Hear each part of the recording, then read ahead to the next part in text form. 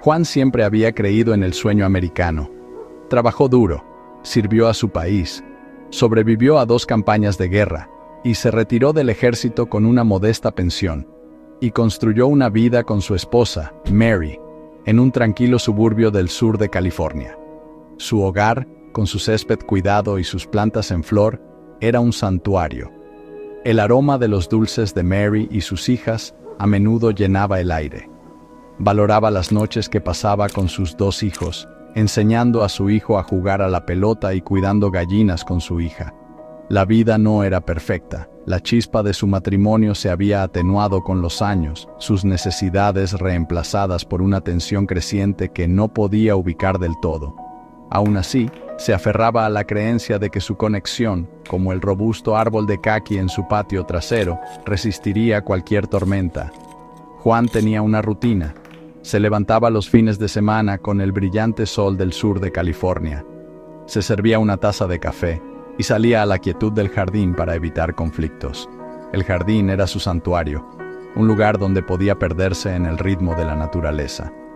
Sentía la suave tierra entre sus dedos, olía las hojas rociadas de rocío y escuchaba a los cuervos volar por encima. Encontraba consuelo en cuidar sus plantas, viéndolas crecer y prosperar bajo su cuidado. Era un marcado contraste con la creciente inquietud que sentía dentro de las paredes de su hogar. Las noches eran un momento para la familia. Juan regresaba de su trabajo en la ferretería local, recibido por los emocionados gritos de alegría de sus hijos al llegar a casa del trabajo. La cena era un asunto animado, llena del tintineo de los tenedores y el parloteo de su familia. Más tarde, jugaba con sus hijos en el patio trasero, compartiendo historias sobre la importancia de ser autosuficientes. Plantaba girasoles con ellos y se alegraba. Hablaba de los peligros de los pesticidas y la importancia de las abejas. Estos momentos, llenos de risas y amor, eran lo que lo mantenía en pie. Eran los puntos brillantes en una vida que se estaba desmoronando lentamente. A pesar de la creciente distancia entre él y Mary, Juan mantenía la esperanza. Creía que podían resolver sus problemas, a pesar de los sentimientos de derecho de ella, y Juan esperaba reavivar la llama que una vez había ardido con tanta intensidad. Incluso si sus conversaciones eran a menudo tensas y desagradables.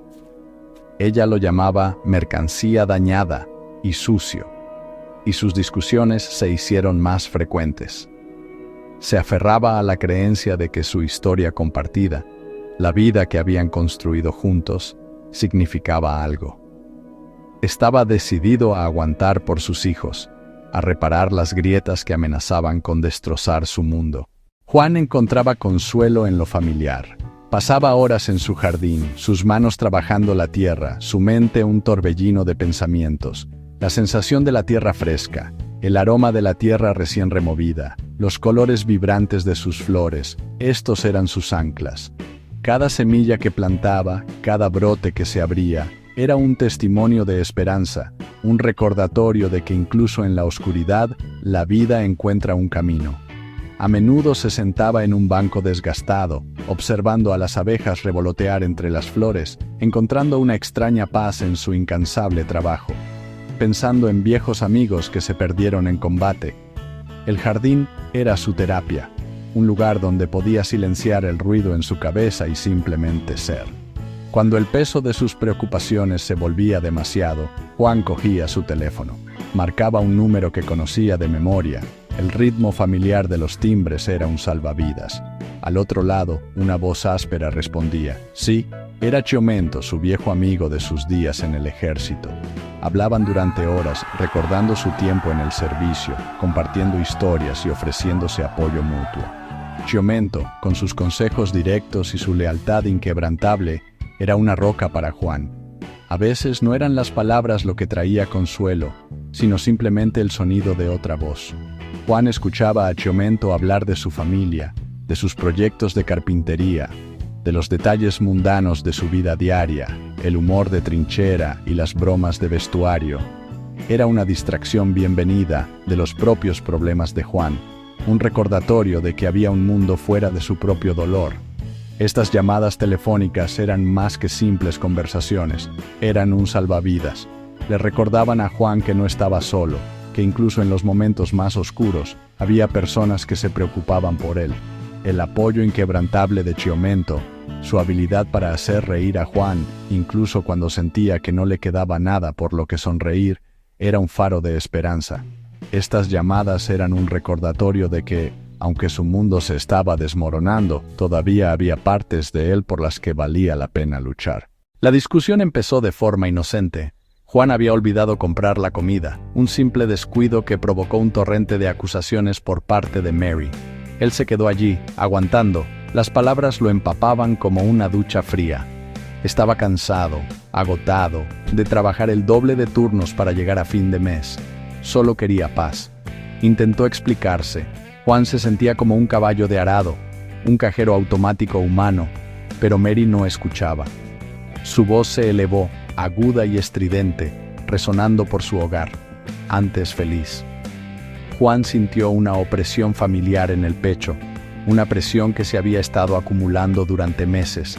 Él conocía este baile, las acusaciones, la culpa, la sensación de estar acorralado. Esta vez, sin embargo, algo se sentía diferente. Tal vez fue la forma en que Mary lo miró, con los ojos llenos de una furia fría que no había visto antes. O quizás fue la contundencia en su voz cuando dijo, «No puedo seguir viviendo así». Juan la llamó gorda y vaga. Se retiró al jardín, buscando consuelo en lo familiar. Mientras se arrodillaba entre sus rosas, oyó un ruido. Mary estaba al borde del porche, su rostro iluminado por la fría luz azul de su teléfono. La vio hablar, con la voz tensa por la ira. No podía oír las palabras, pero no lo necesitaba. Juan arremetió indicando que quería el divorcio. En el fondo, sabía que algo andaba terriblemente mal y que esta relación estaba afectando su salud mental. Más tarde esa noche, mientras Juan yacía en la cama, el silencio ensordecedor, Mary se escapó con los niños y hubo un golpe en la puerta. Se levantó de la cama a trompicones, con el corazón latiéndole con fuerza. Por la mirilla, vio a 2 agentes de policía, con caras serias. Estaban allí por él. Mary había contratado a un abogado y llamado a la policía, acusándolo de abuso verbal y amenazas de violencia. Le estaban notificando una orden de alejamiento por violencia doméstica. El endeble trozo de papel se sintió como un puñetazo en el estómago. Era una mentira, una completa invención, pero en ese momento era su realidad. Sección 4. Exilio, aislado y rechazado. La orden de alejamiento fue un documento que le cambió la vida. Fue un decreto unilateral emitido sin que Juan tuviera la oportunidad de defenderse. Lo desterró de su propio hogar, el lugar donde había construido una vida, una familia. Los agentes fueron profesionales, pero sus expresiones decían mucho. Lo miraron con una mezcla de lástima y sospecha, una mirada que lo hizo sentir como un criminal en su propia casa. Se le permitió recoger algunas pertenencias esenciales, sus movimientos observados de cerca por los agentes.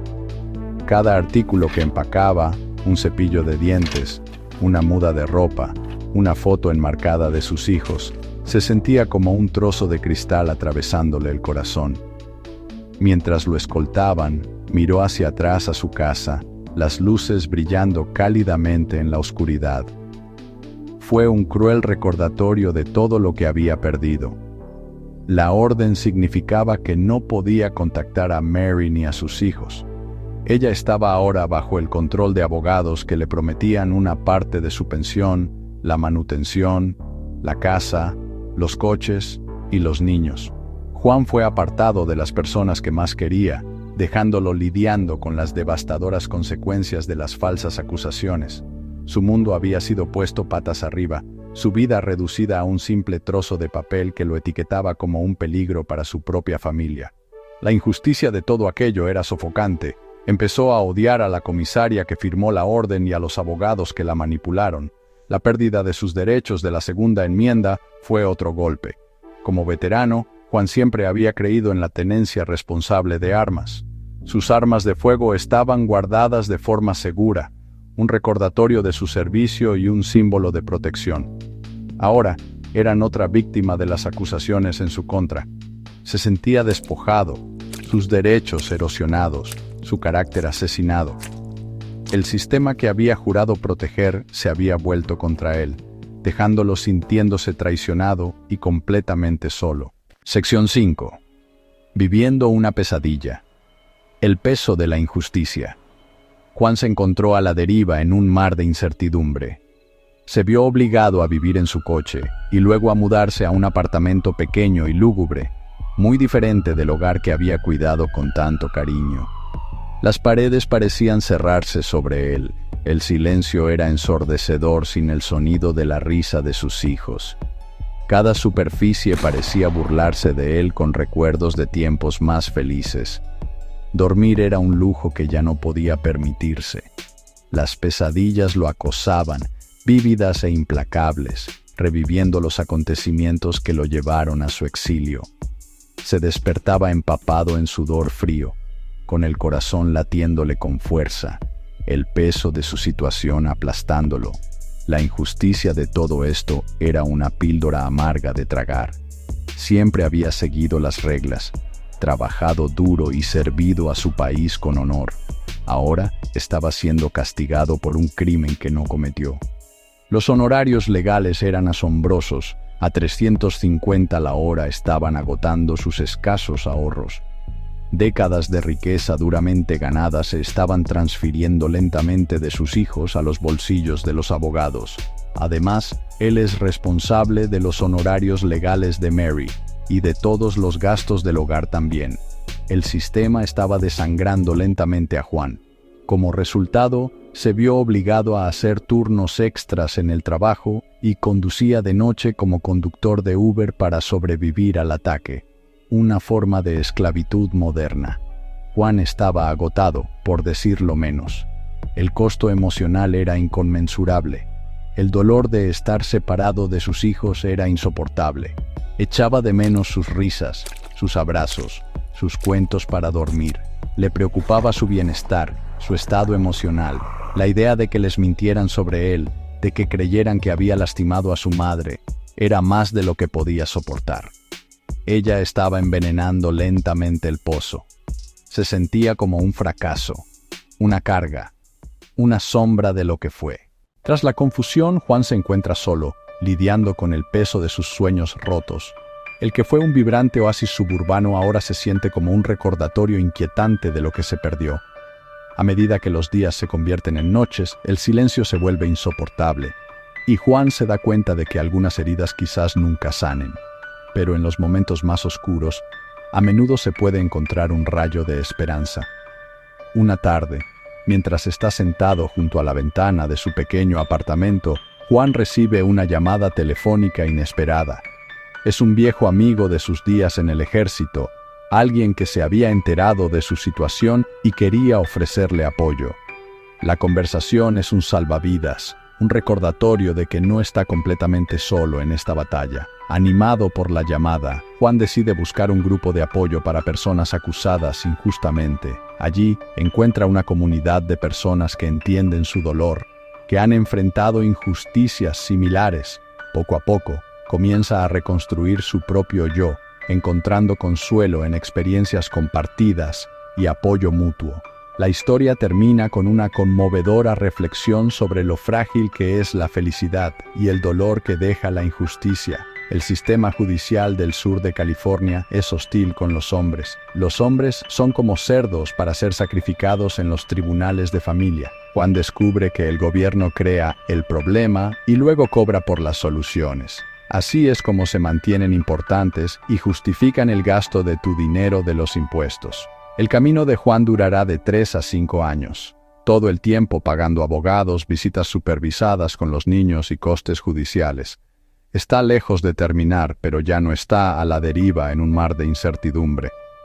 Con el apoyo de su nueva comunidad, empieza a ver un camino hacia adelante, un paso a la vez. El dolor persistente de su separación de sus hijos permanece, pero ahora hay un destello de luz en la oscuridad. Un recordatorio de que incluso frente a una dificultad abrumadora, el espíritu humano puede encontrar una manera de resistir y finalmente de sanar.